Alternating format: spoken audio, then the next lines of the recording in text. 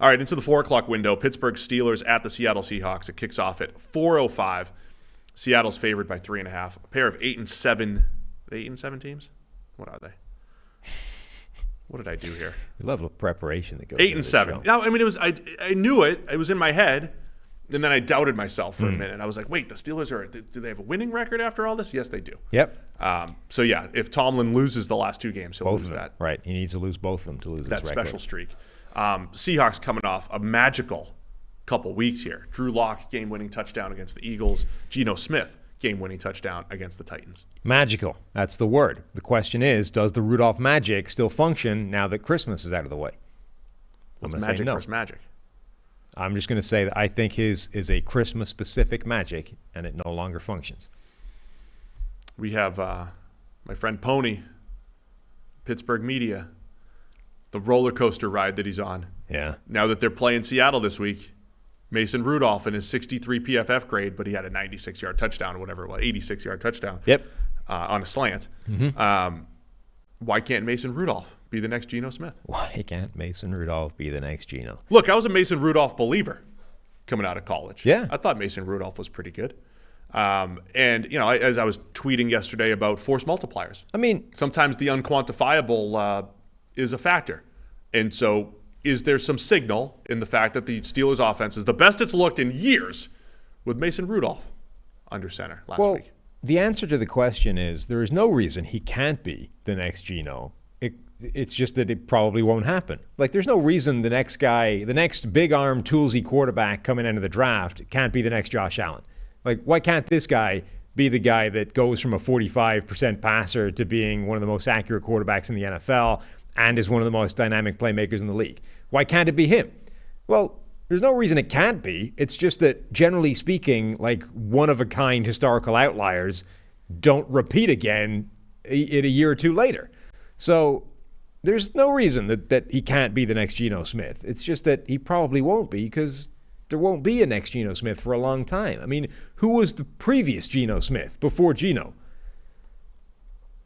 Ryan Tannehill?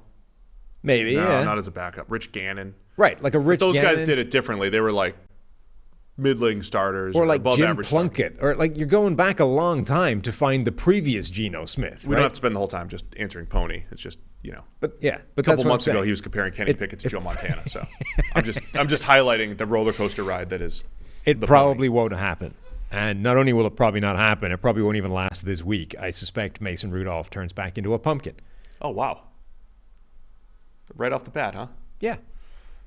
It was a Christmas miracle, and now it's not Christmas anymore. You think he's only got that? He's only got that for that game, for Christmas weekend? Yeah. All right, we're going to run out of Rudolph puns here. Can't do it on New Year's Eve, you're saying. Doesn't work New Year's Eve. Nah. I really want to see Devin Witherspoon and George Pickens play against each other. Yeah. Witherspoon's been banged up the last couple of weeks. He's questionable. Hip injury. Does he have the hip pointer, right? Does he have the pointer? The pointer. He's got a hip. Jordan Brooks also banged up for the Seahawks at linebacker. Seattle sitting here with the playoffs on the line. I mean, both teams with the playoffs on the line. A lot of implications. Let me find those. What else are you looking for in this game? Let's see. Pittsburgh. Can they clinch anything? I don't think so. I want to know if they lose, they're getting Buffalo in, though, in various ways. Right. I want to know if that Steelers back seven can do what they did on Christmas again. Like, you looked at that group on paper, and you're like, this shouldn't, not only should it not function, it should be getting lit up. I mean, they had no safeties. They're playing Patrick Peterson at safety and a guy, Eric Rowe, who they just basically signed off the street to come in because he's got experience playing safety in the NFL.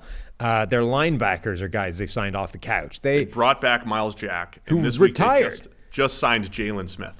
Yeah, I mean, this would have been electric 6 years ago. This is not a group that looks like it should be functioning at all, and yet it didn't just keep its head above water in the last game. It was good. It made plays. It actually excelled. So that was one of those things that just made no sense. You look at that and you say, you can't have predicted this going into this game. There's no way this group should be performing the way it's performing in this game. Is that a weird source of Mike Tomlin magic, or was, again, that just one game and weird things can happen in one game? It's tough to predict when the Mike Tomlin magic is going to happen. But again, as I said on the review show, back against the wall. It took them 3 weeks because their back was against the wall a couple different times. Back against the wall, they seem to step up. I mean, Alex Highsmith had a great game. T.J. Watt had a great game. Highsmith with a beautiful interception. Because the back seven was banged up, they've got, they always have their outside backers dropping into coverage and everything, but they're getting, great interceptions from Alex Highsmith. That's how they pulled it all together.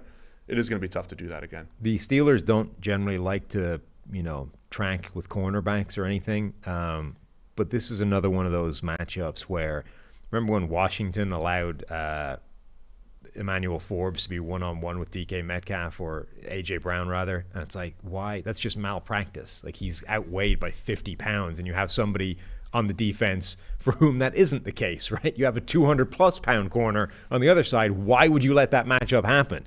Well, the Steelers, on one side, have Levi Wallace, who's like 180 pounds and lightweight and generally gets, handled by most people. And on the other side, you have Joey Porter Jr., who is a 6'2", 195-pound corner. Again, like, if you let Levi Wallace go against DK Metcalf, you deserve the punishment that comes your way. One more thing looking ahead here. You mentioned the Steelers and the Tomlin record and everything. If the Ravens win and they clinch the number 1 seed, they could rest their starters next week against Pittsburgh. But would be a similar case to the Lions and the Vikings thing of you would be doing it against a division rival, potentially helping them. Yeah. And on the other hand, Seattle, if they win, and they're also rooting for that Sunday Night Football tie to get in. Well, the win and a tie on Sunday Night Football between Packers Vikings, they're in. But Seattle has the Cardinals next week. So Seattle, I mentioned the Eagles surviving their stretch. Seattle survived their stretch, pulled that game off against the Eagles, and now they're on the cusp of making the playoffs here. Geno Smith playing really well when he's been healthy these last few weeks and making big plays in crunch time. So I think I know where you're going, but Seattle favored by 3.5 here at home. Seahawks. We need a loss so that the last game of the season dictates whether Tomlin has his record or not. Can't be wrapped up in week 17. I know, and then the Ravens have to decide, do they play it out? Right. Give me Pittsburgh. That's another element. What if they get to decide? Yeah. But then it's like, do you want to let them win and then Tomlin stays in the division? Do you actually want that if you're Baltimore? If he loses, does he get fired? Then you're playing that game. 3D chess in the AFC North. I'll take the Steelers to cover the 3.5 on the road.